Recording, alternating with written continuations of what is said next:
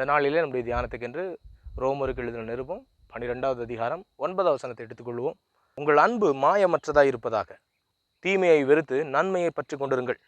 கிறிஸ்துவுக்குள் பிரியமானவர்களே, வேத வசனம் நம் ஒவ்வொருவருக்குமான வழிகாட்டுதலை தருகிறது. ரோமர் 12வது அதிகாரத்தை அப்போஸ்தலனாகிய பவுல் அங்கே உள்ள சபைக்கு எழுதுகிற ஜனங்கள் எல்லாருக்கும் நிறைய புத்திமதிகளை சொல்கிறாரு. அன்பு மாயமற்றதாக இருப்பதாகன்னு சொல்லலைங்க, உங்கள் அன்பு மாயமற்றதாக இருப்பதாக அப்படின்னு சொல்லுது. அப்போது அன்புல சில வகைகள் இருக்குது என்பதை நம்ம புரிந்து கொள்ள முடியும். 4 வகையான அன்பை வேதகாமம் நமக்கு காண்பிக்கிறது. முதல் வகையான அன்பு கணவனுக்கும் மனைவிக்கும் இடைப்பட்ட அன்பு. கணவனும் மனைவியுமாய் கர்த்தர் ஒவ்வொருவரையும் ஒன்று சேர்க்கிறார். ஆதாம் இருந்தப்போ ஏவாளை ஆண்டவர் உண்டாக்குகிறார். ஏவாளை உருவாக்கி அவன் சொல்கிறான், இவள் என் எலும்பில் எலும்பும் என் மாம்சத்தில் மாம்சமுமாய் இருக்கிறான் அப்படின்னு சொல்கிறான். மனைவியை பார்த்தோன்னே பாருங்க, பெரிய சந்தோஷம் ஆதாம். ஆண்டவர் ஒன்றும் சொல்லலை, அவன் சொல்ல ஆரம்பிச்சிட்டான், இவன் என் எலும்பில் எலும்பும் என் மாம்சத்தில் மாம்சமுமாய் இருக்கிறான். இது பாருங்க, அப்படிப்பட்ட ஒரு உறவு, கணவன் மனைவி உறவு என்பது இந்த உலகத்தில் இருக்கிறது எல்லாத்துலேயும் ரொம்ப புனிதமான நேர்த்தியான ஒரு உறவு. வேதகாமம் இதை அவ்வளவா புனிதப்படுத்துகிறது. எபேசியரில் வாசிக்கும்போது கர்த்தராகிய கிறிஸ்து இயேசு சொல்கிறாரு, சபைக்கும் மனவாட்டியாக இருக்கிற சபைக்கும் மனவாளனாக இருக்கிற கிறிஸ்து இயேசுக்கும் இடையான உறவை போல கணவன் மனைவியுடைய உறவை கர்த்தர் புனிதப்படுத்துகிறார். அது அவ்வளோ ஒரு முக்கியமான ஒரு அழகான நேர்த்தியான ஒரு உறவு. இது ஆண்டவரால் ஏற்படுத்தப்பட்ட உறவு. இதுதான் முதல் வகையான அன்பு, கணவனுக்கும் மனைவிக்கு இடைப்பட்ட அன்பு. 2 பேர் வெவ்வேறு குடும்பத்திலேருந்து கல்யாணம் பண்ணுறாங்க. எனக்கு தெரிய ஒரு நண்பர், அவர் கன்னியாவில் உள்ளவர், அவர் இங்கே உள்ள ஒரு பொண்ணை கல்யாணம் பண்ணியிருக்காரு. பாருங்கள், வெவ்வேறு கலாச்சாரம், வெவ்வேறு நாடு, சம்மந்தமே இல்லை. ஆனால் கல்யாணத்துக்கு அப்புறம் பார்த்தா 2 பேரும் ஒன்றாகிடுறாங்க. 2 பேரும் வாழ்கிற விதம் ஒரே மாதிரி ஆகிடுது. 2 நாட்டினுடைய கலாச்சாரம், 2 நாட்டினுடைய மொழி, 2 நாட்டினுடைய பழக்க வழக்கம் எல்லாம் வித்தியாசமாக இருந்தாலும் கல்யாணம் முடித்த மறுநாள் அது பெண்களுக்கு இருக்கிற ஒரு அசாத்தியமான ஒரு தைரியம் தான். துணிஞ்சு பொட்டி சட்டிலாம் கட்டிட்டு நான் இங்கே கணவனார் வீட்டுக்கு போகிறேன்னு கிளம்புற ஒரு தைரியம். எங்கேருந்து இருந்த ஒரு தைரியம் வருது? அதுதான் கணவன் மனைவிக்கு இடைப்பட்ட அன்பினால் உண்டாகிற தைரியம். இது கர்த்தர் அந்த அளவு ஆசீர்வதிச்சிருக்கிறார். இருக்கிற அன்பில் எல்லாவற்றிலும் ரொம்ப ரொம்ப மேன்மையான ஒரு அன்பாக வேதகாமம் இந்த அன்பை காண்கிறது. அதனால தான் சபையை குறித்து சொல்லும்போது மணவாளனாக இருக்கிற கிறிஸ்து இயேசு மணவாட்டியாக இருக்கிற சபையை அவ்வளவாய் நேசிக்கிறார். எவ்வளவு காரியத்தில் குறைவுபட்டாலும், எவ்வளவு நெருக்கப்பட்டாலும், எவ்வளவு சூழ்நிலைகளில் ஒவ்வொரு கசப்புகளை சந்தித்தாலும், மனத்தாங்கல்கள் வந்தாலும், பாருங்க, நான் அப்படியே குடும்பம் ஏதாவது ஒரு வகையில் போகணுன்னு விடுறதில்லை. எப்படியாவது குடும்பத்தை சரி கட்டி குடும்பத்தினுடைய நலனில் விருப்பம் செலுத்தி குடும்பத்தை நடத்த விரும்புகிறோம். இதுதான் பாருங்கள் கணவன் மனைவிக்கு இடைப்பட்ட விதத்தில் உள்ளதான ஒரு அன்பு. கணவன் குறைவுபடும்போது மனைவி, மனைவி குறைவுபடும்போது கணவன், இப்படி தான் ஆண்டவர் நேசிக்கிறார். வாழ்க்கையில் நம்ம எங்கே குறைவுபட்டாலும் நம்முடைய குறைவுகளை சரிப்படுத்துறது அன்பு. தேவனால் ஏற்படுத்தப்பட்ட உறவு எல்லா வகையிலும் நேர்த்தியாக செல்ல வேண்டும் என்கிறது குறித்தான ஒரு கரிசனை ஆண்டவர் இதை உண்டாக்கியிருக்காரு. பாருங்கள், கிறிஸ்து இயேசு நம்ம மேலே வச்ச அன்பு நம்ம எல்லாருக்குள்ளேயும் அந்த ஒரு அன்பை உண்டாக்கியிருக்கிறது. ஸோ இது முதல் வகையான அன்பு, கணவனுக்கும் மனைவிக்கும் இடைப்பட்ட அன்பு. இதில் வேறு யாரும் வந்து சேர முடியாது, இல்லை வேறு யாரும் அதில் வந்து உடந்தையாக முடியாது. இது அப்படிப்பட்ட ஒரு காரியம். 2வது வகையான அன்பு பெற்றோருக்கும் பிள்ளைகளுக்கு இடைப்பட்ட அன்பு. கர்த்தர் இந்த உலகத்தில் பிள்ளைகளை பெற்று தரும்படி நமக்கு கிருபை தருகிறார். அது 2வது வகையான அன்பு. பிள்ளைகள் மேலே நம்ம அளவற்ற விதத்தில் அன்பு கூறுகிறோம். அவர்களுக்கு வேணுங்கிற எல்லாவற்றையும் நம்ம செய்ய விரும்புகிறோம். அவர்களுடைய படிப்பு, அவங்க எடுக்கிற முயற்சி, அவங்களுடைய காரியம், அவங்களுடைய எதிர்காலம் எல்லாத்தையும் நம்ம அவங்க எல்லாருக்கும் சிறந்து இருக்கணுன்றதை நம்ம வாஞ்சிக்கிறோம். காரணம் என்னென்னா நம்முடைய பிள்ளைங்க. இது அப்படிப்பட்ட ஒரு அன்பு. நான் படிக்கலைங்க, நான் அவ்வளோ பெருசாக சாதிக்கலை, ஆனால் என் பிள்ளை நல்லா படிக்கணும் என்கிட்ட பேசுகிற எத்தனையோ தாய் தப்பனை நான் கண்டிருக்கிறேன், கேட்டிருக்கிறேன். ஒரு குடும்பத்தை நான் அறிவேன். அந்த குடும்பத்தில் அந்த தாய் தப்பனை அவ்வளோ படிப்பு படிக்கலை, ஆனால் தன்னுடைய பிள்ளை டாக்டராக தான் படிக்கணுன்றதில் அவ்வளோ கன்சர்னாக இருந்தாங்க. அதை சாதிக்கிறாங்க. இன்றைக்கி அந்த பொண்ணு முடிக்கிறாங்க, எம்பிபிஎஸ் முடிக்கிறாங்க. ஸோ கர்த்தர் பாருங்கள், பிள்ளைகளுக்கு அப்படிப்பட்ட ஒரு அன்பை உண்டாக்குறார். ஒரு சில இடங்களில் வேறு மாதிரி கேட்குறோம், அதெல்லாம் விதி விலக்கு. ஆனால் உண்மையிலே பெற்றோர் பிள்ளைகளுக்காக எல்லாத்தையும் செய்யணும். அதுதான் கடவுள் உண்டாக்கி வச்சிருக்கிற நோக்கம். 3வது வகையான அன்பு நண்பர்களுக்கு இடைப்பட்ட அன்பு, ஃப்ரெண்ட்ஸுக்கு இடைப்பட்ட அன்பு. கர்த்தருடைய கிருபையில் த்ரூ அவுட் த வேர்ல்டு, உலகம் முழுவதும் ஆண்டவர் ஏராளமான நண்பர்களை எனக்கு தந்திருக்கிறார். இது ஆண்டவருடைய கிருபை பாருங்கள். நண்பர்கள் அப்படிப்பட்டவங்க தான் நம்முடைய இக்கட்டான நேரங்களில் நமக்கு துணை செய்கிறவங்க. தன் சொந்த சகோதரனிலும் அதிகமாய் சிநேகிப்பவனும் உண்டு அப்படின்னு வாசிக்கிறோம். குடும்பத்தில் இருந்த ஆளக்காட்டிலும் அதிகமான ஒரு பாசம் நிறைஞ்ச அன்பு ஃப்ரெண்ட்ஸுக்குள்ளே நம்ம பார்க்குறோம். யாருக்காவது ஒரு கஷ்டம், நம்ம ஃப்ரெண்டில் யாராவது ஒருத்தர் எதிலையாவது நெருக்கப்படுறாரு அப்படின்னா உடனே அவங்களுக்காக நம்மளால் முடிஞ்ச எல்லாவற்றையும் நம்ம செய்ய துணிகிறோம். காரணம் என்னென்னா அது நண்பர்களுக்கு இடைப்பட்ட ஒரு அன்பு. நம்முடைய நண்பன் எதுலேயும் தோற்று போயிடக்கூடாது, எதுலேயும் குறவுபட்டுறக்கூடாது, அவன் எல்லாத்துலேயும் நல்லா இருக்கணும், அவனுடைய குடும்பம் தலைச்சிருக்கணும், அவனுடைய எதிர்காலம் ஆசீர்வாதமாக இருக்கட்டும் என்கிறத குறித்தான ஒரு கரிசனை எப்படி உண்டாச்சு? அதுதான் நண்பனுக்கு இடைப்பட்ட ஒரு அன்பு, ஃப்ரெண்ட்ஸுக்கு இடைப்பட்ட ஒரு அன்பு. அவ்வளோ வேல்யூபிள் பாருங்கள், அது அவ்வளோ நல்லது. ரோமர்கள் நிருபம் 5வது அதிகாரம் 8வது வசனம், நாம் பாவிகளாக இருக்கையில் கிறிஸ்து நமக்காக மரித்ததினாலே தேவன் நம்மேல் வைத்த தமது அன்பை விளங்க பண்ணுகிறார். என கருமையான தேவ ஜனமே, இந்த 3 வகையான அன்பும், கணவன் மனைவிக்கு இடைப்பட்ட அன்பும், பிள்ளைகளுக்கும் பெற்றோருக்கு இடைப்பட்ட அன்பும், ஃப்ரெண்ட்ஸுக்கு இடைப்பட்ட அன்பும் ரொம்ப நல்லது பாருங்கள், ரொம்ப அற்புதமானது, ரொம்ப அழகானது. ஆனால் இது 3க்கு அப்பாற்பட்ட விதத்தில் ஒரு அன்பை வேதம் சொல்லுகிறது. அதுதான் இந்த அன்பு, அகாப்பே அன்பு. அகாப்பே என்பது என்ன? இந்த 3 அன்பும், நான் சொன்ன இந்த 3 வகையான அன்பும், கணவன் மனைவிக்கு இடைப்பட்ட அன்பும், பிள்ளைகளுக்கும் பெற்றோருக்கும் இடைப்பட்ட அன்பும், நண்பர்களுக்கு இடைப்பட்ட அன்பும் கண்டிஷனல் லவ். அதாவது இதெல்லாமே இப்படி இருந்தேன்னா நான் உனக்கு இப்படி செய்வேன், இதை பண்ணினேன்னா நான் உனக்கு இப்படி இருப்பேன். கணவன் மனைவி சொல்லுவாங்க, நீ இப்படி படிச்சிருந்தேன்னா உனக்கு கல்யாணம் பண்ணிப்பேன், நீ இந்த அளவுக்கு நீ வாழ்க்கையில் தரத்தில் உயர்ந்திருந்தேன்னா அந்த குடும்பம் வேணும். கல்யாணம் முடிக்கும்போது நீங்களாம் அப்படி பேசிக்கிறாங்க, இப்படி இருந்தால் தான் கட்டுவோம், இப்படி இருந்தால் தான் இந்த படிச்சிருக்கணும், இதை செய்யணும், இதை பண்ணணும், இதை போகணும், வரணும், எல்லாம் இருக்கணும்னு சொல்லி கண்டிஷனல். பிள்ளைகள் அது மாதிரி, நீ இதை படிச்சேன்னா தான், நீ அப்பா அம்மா பேச்சை கேட்டேன், அது நல்ல விஷயம் பாருங்கள், பட் அது கண்டிஷனல். நீ அப்பா அம்மா பேச்சை கேட்டேன்னா தான், நீ சொன்னபடி பண்ணனா தான், இப்படி இருந்தேனா தான் அப்படி சொல்கிறோம். அது மாதிரி ஃப்ரெண்ட்ஸுக்கு இடைப்பட்ட அன்பு, ஒருத்தர் பாருங்கள் ஹானர் பண்ணும்போது, நான் உனக்கு எதாவது ஒன்று செய்கிறேன்னா நீ எனக்கு எதாவது ஒன்று செய்யணும், கண்டிஷனல். ஆனால் கர்த்தருடைய அன்பு பாருங்கள் ரொம்ப வித்தியாசமான ஒரு அன்பு. இதுதான் எல்லாத்துக்கும் ரொம்ப ரொம்ப அப்பாற்பட்ட ஒரு அன்பு.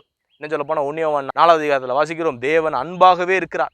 அன்பு யாருங்க? எங்கெங்கே இருக்கிறாரு? அன்பு எங்கே இருக்குதோ அங்கே ஆண்டவரே பிரசன்னமாகிறார். தேவன் அன்பாகவே இருக்கிறார். God is love. தேவன் அன்பாக இருக்கிறார். அன்பு எங்கே இருக்குது? அது என்ன ஒரு ப்ராடக்டா? இல்லைங்க, கடவுள் வந்தால் அன்பு வந்துடும்.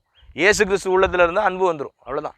இந்த வசனத்தை புரிஞ்சுக்கோங்க, இதனுடைய மேன்மை அறிந்து கொள்ளுங்கள். ரோமர் 5வது அதிகாரம் 8வது வசனம், எவ்வளோ அற்புதமான ஒரு வசனம் பாருங்கள். இந்த அதிகாரம் முழுசு எனக்கு ரொம்ப பிடிச்ச அதிகாரம், அடிக்கடி படிக்கிறது உண்டு. ரோமர் நிருபங்கள் அற்புதமாக பவுல் எழுதுறாரு. அதில் இந்த வசனம் ரொம்ப ஹைலைட்டு. நாம் பாவிகளாக இருக்கலாம், நம்ம நல்லவங்களாக இருக்கும்போது இல்லை, நம்ம எல்லாத்துலேயும் சிறந்தவங்களாக இருக்கும்போது இல்லை, நம்ம எல்லா வகையிலையும் நம்ம உயர்ந்திருக்கும் போது இல்லை, நம்ம எல்லாத்துலேயும் சாதிச்சவங்களாக இருக்கும்போது இல்லை, நம்ம எல்லா காரியத்திலையும் பெட்டரான ஒரு நிலையில் இருக்கும்போது நம்மளை தேடி வந்தது இல்லைங்க இந்த அன்பு.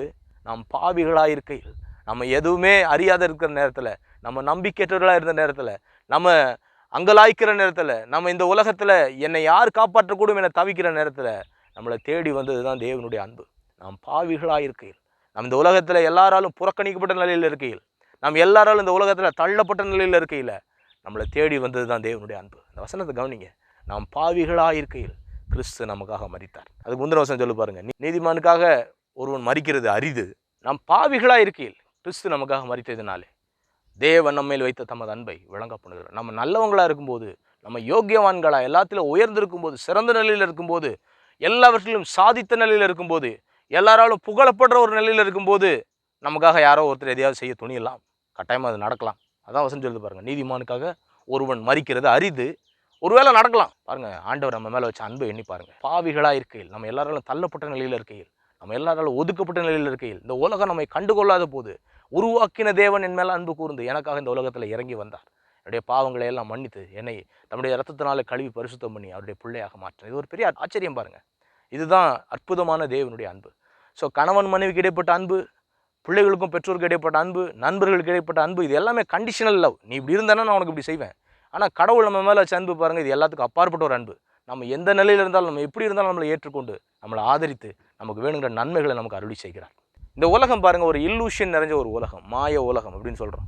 பிரசங்கியில் வாசிப்போம், மாயை மாயை மாயை அப்படின்னு பிரசங்கி கடைசி நேரத்தில் சொல்கிறார். மாயை மாயைன்னு சொல்கிறது, மாயமான உலகத்திலே நம்ம மாயையாகவே வாழ்ந்துட்டு போயிடக்கூடாது பாருங்கள். அப்படின்னா கடவுள் எதுக்கு இந்த உலகத்தில் நம்மளை உண்டாக்கி வச்சிருக்கணும் என்கிறத எண்ணி பாருங்கள். கர்த்தர் நம்மளை இந்த உலகத்தில் உண்டாக்கி வச்சிருக்கான ஒரு நோக்கம், பிரத்யேகமான ஒரு திட்டம் இருக்குது பாருங்கள். அவர் இந்த உலகத்தில் நம்ம மாயமானவர்களாக இல்லை, மாயமற்றவர்களாய் வாழும்படி நமக்கு சொல்லியிருக்கிறார். அதை புரிஞ்சுக்கிட்டு தான் பவுல் எழுதாரு பாருங்கள், உங்கள் அன்பு மாயமற்றதாக இருப்பதாக.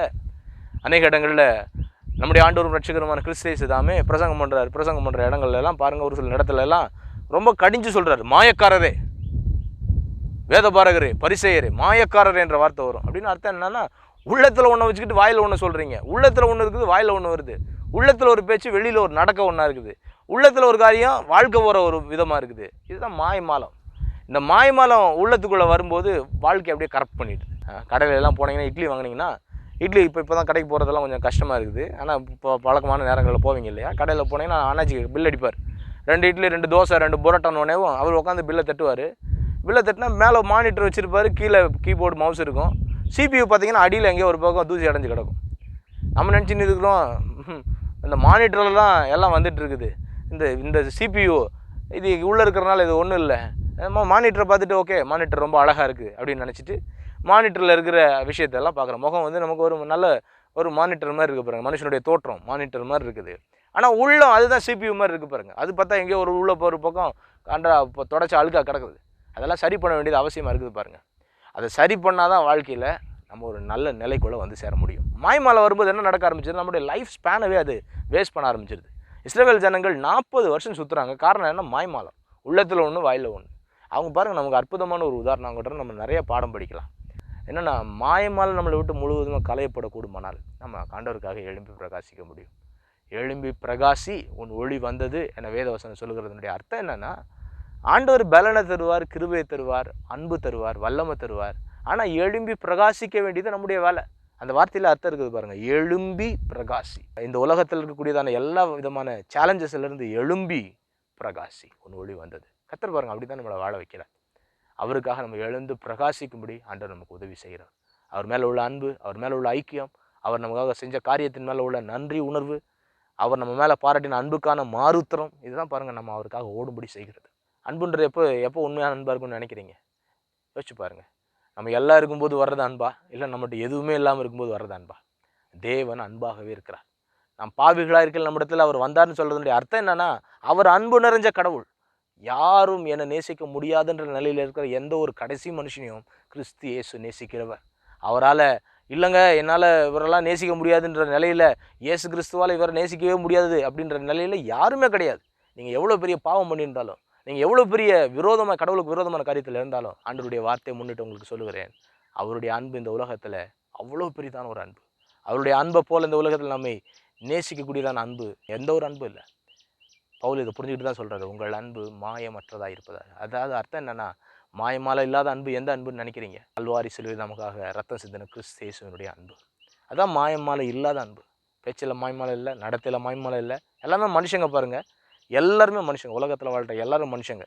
நான் எந்த பாவமும் இல்லாத மனுஷனே யாரும் சொல்ல முடியாது. ஏன்னா எல்லாரும் மனுஷங்க. எல்லாரும் பாவிகள் ஆக்கப்பட்டோம். ஆதாம் செஞ்ச பாவத்தின் மூலமாக நம்ம பாவிகள் ஆனோம் அப்படின்னு வசனம் சொல்லுது. அப்போ பாவிகளாக இருந்த நம்மை பரிசுத்தமான கிறிஸ்து இயேசுவினுடைய ரத்தம் தகுதிப்படுத்தி எப்படி நமக்கு ஒரு நல்ல வாழ்வு அருளினதோ, ரட்சிப்பு அருளினதோ, அதே மாதிரி நமக்கு தேவையான எல்லா பலனையும் அருளும். நம்முடைய வாழ்வில் நமக்கு தேவையான எல்லா நன்மைகளையும் நமக்கு உண்டாக்கி தரும். கர்த்தராகிய கிறிஸ்து இயேசுவின் மேலுள்ள விசுவாசம், கர்த்தராகிய இயேசு கிறிஸ்துவின் மேலே உள்ள நம்பிக்கை நம்மளை எல்லா வகையிலும் வாழ வைக்கும். நமக்கான வழிகளை திறந்து தரும். நம்முடைய தேவைகள் எல்லாத்தையும் அவர் சந்திப்பார். நம்முடைய காரியங்கள் எல்லாவற்றையும் அவர் வாய்க்க பண்ணுவார். நமக்கு அவர் இறங்குவார். நமக்கு அவர் உதவி செய்வார். மாய்மாலமான வாழ்க்கை வேணாம், மாய்மாலமான தோற்றம் வேணாம். உள்ளத்தில் மனத்தாழ்மை, சிந்தையில் கிறிஸ்து இயேசு, வாழ்க்கையில் என்னாலும் அற்புதம். இதுதான் ஆண்டவர் நடத்துகிற பாதை. ஒவ்வொரு நாளும் ஆண்டவர் நடத்துகிற பாதை அவ்வளோ ஆச்சரியம். ஒவ்வொரு நாளும் ஆண்டவர் நடத்துகிற கிருபைகள் அவ்வளோ பிரகாசிக்கிற ஒரு நிலை.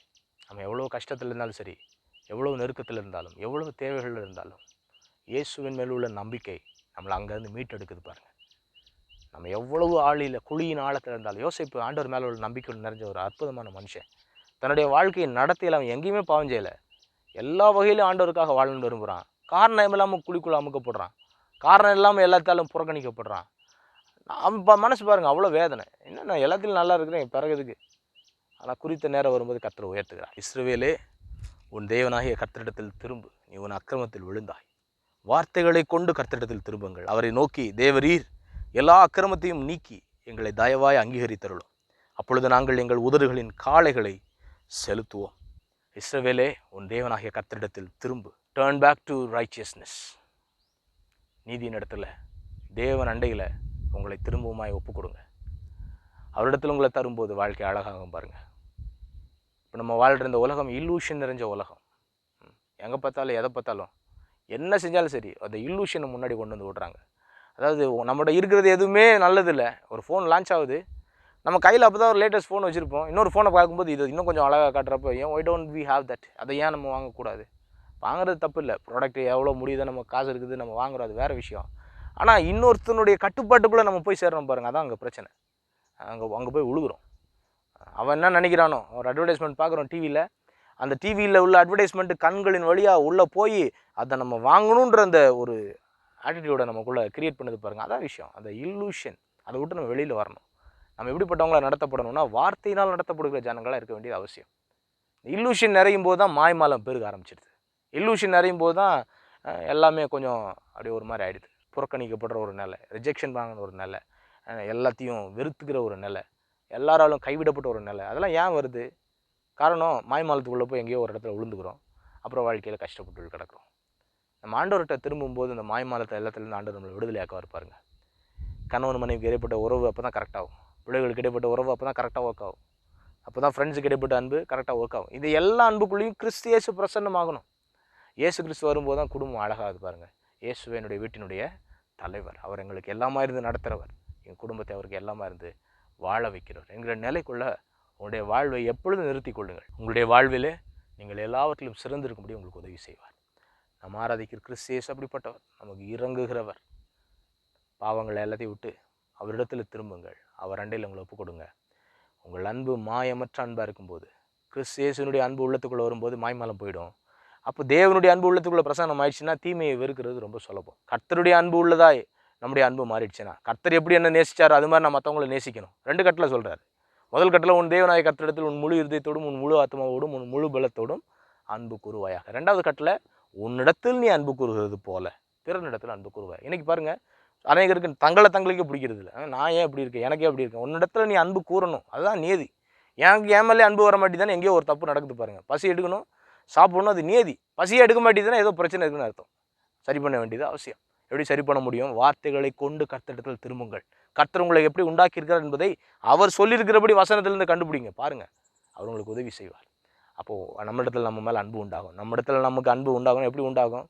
சிறந்ததை செய்யணும், பெஸ்ட்டை செய்யணும், நல்லா சாப்பிடணும், நல்லா உடுத்தணும், நல்லா வாழணும், நல்ல மற்றவங்களுக்கு முன்னாடி கனம் பெற்றவங்களாக இருக்கணும், மற்றவங்க எல்லாராலையும் மதிக்கப்படுற ஒரு நிலையில் இருக்கணும். அதான் பாருங்கள், அதான் உன்னிடத்தில் நீ அன்பு கூறுகிறது போல. நம்ம எப்படி என்ன நேசிக்கிறோம் அதே மாதிரி நான் மற்றவனை நேசிக்கணும். எனக்கு இருக்கிற அதே மாதிரி மற்றவனுக்கும் இருக்கணுன்ற அந்த ஒரு அபிப்பிராயம். அப்போ சமூகம் சரியாயிடுது பாருங்கள். எந்த பிரச்சனையும் இல்லை, எந்த கொலை எதுவுமே கிடையாது, எந்த பிரச்சனையும் இருக்காது, எந்த லட்சியம் இருக்காது.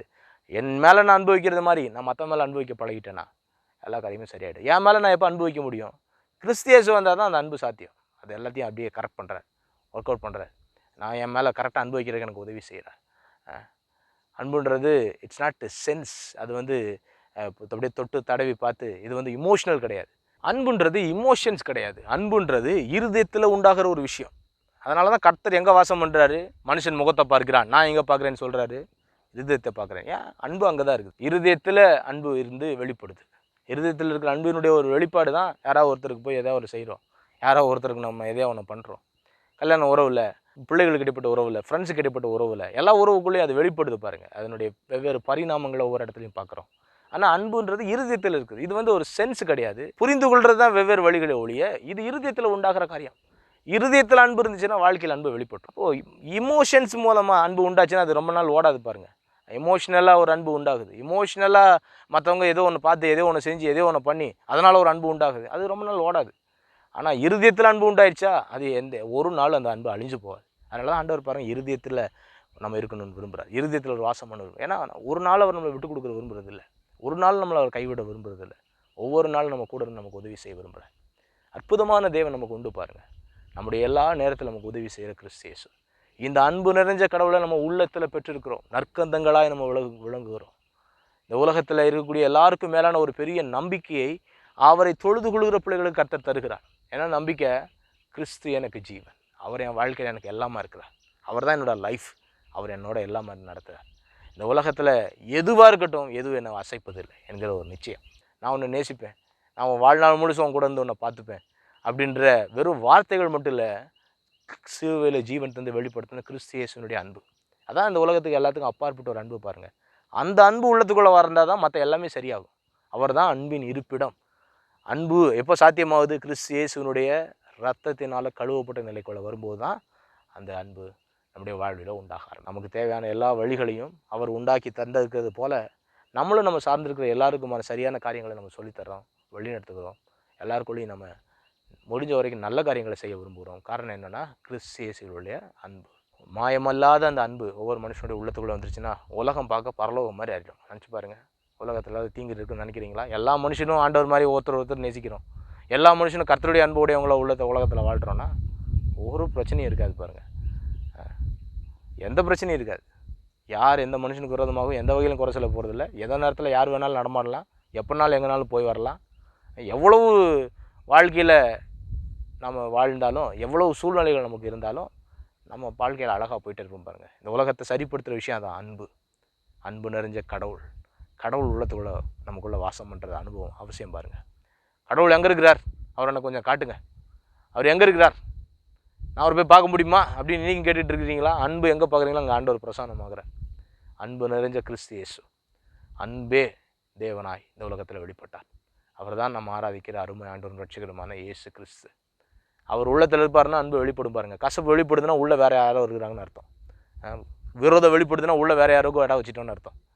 கோபம் நம்ம தேவனுக்கு விரோதமான ஏதோ ஒரு வகையில் ஒரு காரியத்தில் நம்ம நிற்கிறோன்னா உள்ளத்தில் வேறு யாருக்கும் நம்ம இடம் கொடுக்குறோன்னு அர்த்தம். அவர் நம்பர் ஒன்னாக இருக்கணும் பாருங்கள். இயேசு கிறிஸ்து நம்பர் ஒன்னாக, அவருடைய அன்பு நம்முடைய வாழ்வில் நம்பர் ஒன்னாக நிற்கும்போது நம்ம வாழ்வில் எந்த வரையும் குறைபடவே முடியாது. நம்ம வாழ்வில் எல்லா வகையிலும் உயர்ந்திருப்போம். காரணம் மாயமாலம் இல்லாத ஒரு வாழ்க்கைக்குள்ளே வந்துடுவோம். அப்போ எந்த விதமான இடையில விதமான தடைகளே கிடையாது. எந்த தடையும் நம்மளை தடுக்கிறது இல்லை. நான் இப்படி சொல்வேன், உங்கள் வாழ்வில் உங்களுடைய முன்னேற்றத்துக்கு மிகப்பெரிய தடை யாருன்னா நீங்கள் தான். என் வாழ்வில் நான் சாதிக்கிறேன், என் வாழ்வில் நான் உயர்ந்திருக்கிறேன்னா அதுக்கு எனக்கு அவங்க பிரச்சனை இவங்க பிரச்சனை இல்லைங்க. நமக்கு நம்மளே அநேக நேரங்களில் கண்ணியை வருவித்துக் கொள்கிறோம். மாயமாலமான இல்லூஷனுக்குள்ளே போகாதீங்க. இல்லூஷன் வேர்ல்டுன்றது அப்படியே ரொம்ப அட்ராக்டிவாக தோணுதுங்க. ரொம்ப பார்க்குறது ஜோஷா அழகாக இருக்குதுங்க. அதனால் நான் இப்படிலாம் போயிட்டேன் பாஸ்டர், இந்த மாதிரிலாம் நடந்து போச்சு. அது வேணாம். நிஜ உலகத்துக்குள்ளே வாங்க. அதுதான் கிறிஸ்து இயேசுனுடைய அன்பினால் வாழ்கிற உலகம். ஒரே உலகத்தில் தான் வாழ்கிறோம். ஆனால் அநேக நேரத்தில் கண்ட்ரோல்டு பை தி இல்லூஷன், மாயமாலத்தினால நம்ம கண்ட்ரோல் பண்ணப்படுறோம். மார்க் 4வது அதிகாரம் 18வது வசனத்தில் இப்படி சொல்கிறேன் பாருங்கள். வசனத்தை கேட்டும் உலக கவலைகளும் ஐஸ்வர்யத்தின் மயக்கமும் மற்றவைகளை பற்றி உண்டாகிற இச்சைகளும் உட்பிரவேசித்து வசனத்தை நெருக்கி போட அதனால் பலனற்று போகிறார்கள். இவர்களே முள்ளுள்ள இடங்களில் விதைக்கப்பட்டவர்கள். போன வாரம் அந்த சொன்ன முள்ளுள்ள இடங்கள்னால் என்னன்றதை கொஞ்சம் விளக்கமாகவும் நல்லாவும் சொல்லியிருக்கேன். அதை கொஞ்சம் ஒருவேளை இப்போ தான் இந்த எபிசோட் பார்க்குறீங்கன்னா போன எபிசோட் நம்ம யூடியூப் சேனலில் இருக்க போய் பாருங்கள். மெஜஸ்டி ஆஃப் ஜீசஸ் சர்ச் என்கிற யூடியூப் சேனலில் நீங்கள் போய் பார்க்கலாம். வசனத்தை கேட்டோம், வசனம் கேட்டுட்டீங்க. வசனத்தை கேட்டதுக்கப்புறம் அந்த இல்லூஷன் வந்து நெருக்குது. என்ன இல்லூஷன் இருக்குது? உலக கவலை ரியல் கிடையாது, இல்லூஷன், உலக கவலை. ரெண்டாவது ஐஸ்வர்யத்தின் மயக்கம் ரியல் கிடையாது, அது ஒரு இல்லூஷன், ஒரு மாயம். மற்றவர்களை பற்றி உண்டாகிற இச்சை, அதுவும் ஒரு நிஜம் கிடையாது, ஒரு இல்லூஷன், ஒரு மாயம். இன்றைக்கி பார்க்குறதுக்கு இது அழகாக இருக்குது, நாளைக்கு பார்த்தா இன்னொன்று அழகாக தெரியுது. இன்றைக்கி பார்க்குறது இது ரொம்ப சூப்பராக இருக்குது, நாளைக்கு பார்த்தா இதோட இது பெட்டராக இருக்குது. இன்றைக்கி பார்த்தா கையில் இருக்கிற ஃபோனு ரொம்ப அழகாக தெரியுது, நாளைக்கு பார்த்தா இதோட இன்னொரு கம்ப்யூட்டர் ரொம்ப அழகாக தெரியுது. எத்தனை பேர் புரிஞ்சுக்கிறீங்க? இல்லூஷன், இந்த மாய்மாலம். நான் இப்படி நடத்தப்படுறோன்னு இருக்கக்கூடாது. எல்லோரும் பண்ணுறாங்க, அதனால் எனக்கு இது வேணும், எல்லோரும் செய்கிறாங்க, எனக்கு இது ஒன்று வேணும். அது இல்லை பாருங்கள். எனக்கு என்ன தேவை, எனக்கு ஆண்டவர் என்னத்தை வாக்கு பண்ணியிருக்கார், நான் எதை நோக்கி நடத்தப்படுறேன், எனக்கு ஆண்டவர் கொடுத்துருக்குற வேலை என்ன, அதை நோக்கி போகிறது அவசியம் பாருங்கள். உங்கள் அன்பு மாயமற்றதாக இருப்பதாக. மாய்மாலம் வேணாம் இதில். ஆமானா ஆமாம், இல்லைன்னா இல்லை, அவ்வளோதான், முடிஞ்சிச்சு. கர்த்தருடைய அன்பு அப்படி தான் செய்ய வைக்கிது பாருங்கள். கர்த்தருடைய அன்பு வரும்போது என்ன நடக்க ஆரம்பிக்குது? வசனத்தை கேட்டும், உங்கள் வசனத்தை கேட்காதவங்கள வசனத்தை கேட்குறவங்க நல்ல ஜனங்கள், அற்புதமான ஜனங்கள். வசனத்தை கேட்குறவங்க, வசனத்தின்படி வாழணும்னு விரும்புகிறவங்க, வசனத்தின்படி நான் வாழ்க்கையில் அமைச்சு ஜெயிக்கணும்னு விரும்புகிறவங்க. ஆனால் அவங்களுக்குள்ளேயே அந்த இல்லூஷன் காரியத்தை உண்டாக்கியது தான். அதுதான் விளக்கம். அங்கே அந்த ரகசியத்தை இங்கே வெளிப்படுத்துகிறார் ஆண்டவர், சொல்லித்தரார். 3 காரியம். முதல் விஷயம் உலக கவலை. உலகம் இல்லைங்க பிரச்சனை, உலகத்தின் மேலே உள்ள கவலை. நீங்கள் உலகத்தில் இருக்கிறது உங்களுக்கு பிரச்சனை இல்லை, உலகத்தின் மேலே கொண்டு இருக்கிற அந்த கவலை இருக்குது பாருங்கள், இது இல்லையே அது இல்லையன்றது தான் பிரச்சனை. அப்படி சொல்லுவேன், உங்களுக்கு இருக்கிற தேவைகள் உங்களுக்கு இருக்கிற பிரச்சனை இல்லை, அந்த தேவைகளை குறித்து உங்களுக்கு உண்டாயிருக்கிற கவலை, அதுதான் உங்களுக்கு உள்ளே இருக்கிற சரிப்படுத்த வேண்டிய காரியம். ரெண்டாவது விஷயம் ஐஸ்வர்யத்தின் மயக்கம். ஐஸ்வர்யனாவே பெரிய பிரச்சனை. இன்றைக்கி அப்படி சொல்கிறாங்க, காசு இருந்தால் பிரச்சனை, காசு இருந்தால் தானே பாவம் பண்ணுவேன், காசு இருந்தால் தானே நீ நரகத்துக்கு போவ, காசே வேணாம், காசு இல்லாமல் இருந்தேன்னா நீ ரொம்ப சந்தோஷமாக இருப்பேன், உன் வாழ்க்கை எல்லாத்திலும் உயர்ந்திருக்கும், நீ எல்லாத்திலும் நல்லா ஆண்டவருக்காக பக்திமான வளர்ந்து வருவேன். நான் சொல்கிறேன், காசு இல்லாததுனால பரிசுத்தமாக வாழ முடியும்னா ஆண்டவர் பாருங்கள் எவ்வளோ பெரிய வேலை செஞ்சுருக்க வேண்டியதில்லை. அவசியம் பாருங்கள், பரிசுத்தவனுக்கு காசு தேவை. டிவி ப்ரோக்ராம்லாம் பண்ணுறோம், அப்படி யாராவது இருப்பீங்கன்னா எனக்கு காசே வேணாம் இருப்பீங்களா, தாராளமாக அக்கௌண்ட் நம்பர் இருக்குது பாருங்கள், எவ்வளோ நாள் நீங்கள் டெபாசிட் பண்ணலாம், எத்தனை நாளும் பண்ணலாம். ஊழியத்தினுடைய தேவைகள் ஏராளம் பாருங்கள், எக்கச்சக்கமாக செய்ய விரும்புகிறோம். அவசியம், ஐஸ்வர்யம் அவசியம், தேவைகள், ஐஸ்வர்யம், இந்த உலகத்தில் உள்ள ஆசீர்வாதம், உலகத்தில் உள்ள சம்பத்து எல்லாம் நமக்கு அவசியம் பாருங்கள். நம்ம நல்லா இருக்கணும், நம்ம நல்லா எல்லா வகையிலும் உயர்ந்து இருக்கணும், நம்ம கடவுள் கொடுத்துருக்குற ஆசீர்வாதங்களை இந்த உலகத்தில் நம்ம அனுபவித்து வாழணும், எல்லாத்தையும் உடையவங்களாக இருக்கணும். ஆனால் அதனால் மயக்கம் உண்டாகுதுன்னு வச்சுக்கோங்க. என்கிட்ட இருக்கிற காசு மாதிரி யாருக்காவது இருக்குது தெரியுதா, நான் எவ்வளோ பெரிய ஆள் தெரியுமா, நான் இந்த உலகத்தில் எவ்வளோ பெருசாக சாதிச்சிருக்கிறேன்னு பாரு, அதை குறித்து அப்படியே ஒரு பிரமிப்பாக ஒரு மயக்கத்தில் இருக்கணும்னு வைங்க, அது நம்ம வாழ்க்கை அப்படியே முடிச்சிடும். முதல் விஷயம் உலக கவலை, ரெண்டாவது ஐஸ்வர்யத்தின் மயக்கம், மூணாவது மற்றவைகளை பற்றி உண்டாகிற இச்சை. அந்த இச்சை உண்டாகுதுன்னா எல்லாம் முடிஞ்சிச்சு. இச்சைன்றது என்ன இருக்குது, சந்தோஷமாக அனுபவிச்சுட்டு போட்டுன்றது பரவாயில்ல, அது வந்துட்டு இருக்கிற மாதிரி என்கிட்ட இல்லையே, இல்லை அவன்கிட்ட இருக்கிற மாதிரி என்கிட்ட வேணும். அதான் பவுல் எழுதும்போது இன்னொரு இடத்துல அழகாக எழுதுறாரு, இச்சையாது இருப்பாயாகன்னு ஒரு பிரமாணம், 10 கட்டளைகள் மோசையை கொடுக்குறாரு ஆண்டவர். அதில் கடைசி பிரமாணம் இச்சையாது இருப்பாயாக அப்படின்னு அர்த்தம் என்ன, அது மேலே எந்த பொருள் மேலேயும் எந்த காரியத்தின் மேலேயும் உனக்கு ஒரு இது வேணாம், அந்த இல்லூஷனுக்குள்ளே போகாதப்பா, அந்த மாயம் உனக்கு வேணாம், ரியல் லைஃப்பில் வாழு, ரியாலிட்டியில் எது அப்படி சொல்லித்தராரு. பவுல் சொல்கிறாரு, 9ல் பாஸ் பண்ணி இந்த கடைசி 1ல் தோற்று போனாலும், இச்சையாது இருப்பாயாகன்ற கமெண்ட்மெண்ட்டில் தோற்று போனாலும் 10லையும் ஃபெயில். எல்லாம் தோற்று போனோம். பழைய எஸ்எஸ்எல்சி கதை மாதிரி சொல்கிறேன். இச்சை கற்பந்தரித்து பாவத்தை பிறப்பிக்கும். அப்போ இச்சையில் வெட்டி எறிஞ்சிட்டோன்னா அது முடிஞ்சு போச்சு பாருங்கள். இது எப்போ சாத்தியமாகுது? நான் இச்சையை ஜெயிக்கணும்னு நினச்சா முடியாது. நான் எல்லாத்தையும் ஜெயிச்சிருவேன்னா அப்புறம் எதுக்கு கல்வாரி சிலுவை மரணம், கிறிஸ்துவினுடைய ரத்தம் எதுக்காக இந்த உலகத்துக்கு வரணும், எதுக்காக மறிக்கணும்? ஏன்னா எந்த மனுஷனும் இது செய்ய முடியாதுன்னு அறிஞ்சனால தான் நாம் பாவிகளாக இருக்கையில் கிறிஸ்து நமக்காக மரித்தார். காரணம் என்னென்னா நம்முடைய இயலாமையெல்லாம் அவருக்கு தெரியும் பாருங்கள். எப்போ இதை மேற்கொள்கிற பலனுக்குள்ளே நம்ம வர்றோம், எப்போ இப்போ இருக்கிற உலகம் பாருங்கள், கண்ட்ரோல்டு பை செக்ஸ். எந்த ப்ராடக்ட்டை பார்த்தாலும், நீங்கள் எந்த ஆடை பார்த்தாலும், என்ன ஒரு ப்ராடக்ட்டை பார்த்தாலும், யாராக இருந்தாலும் சரி, உடனே அது ஒன்றுமில்லாத ஒரு விஷயத்தை, அற்புதமாக ஆண்டவர் உண்டாக்கின ஒரு காரியத்தை அதை அப்படியே ரொம்ப பெருசாக காட்டி, நான் உங்களுக்கு ப்ளைனாகவே சொல்கிறேன், இது ஒன்றும் மறைக்கிற விஷயம்லாம் இல்லை. ஏன்னா யாரோ என்னென்னமோ பேசுகிறான். வசனத்துலேருந்து நான் கரெக்டாக சொல்லிக் கொடுக்க வேண்டியது என்னுடைய கடமை. நான் சொல்லித்தர்றேன்.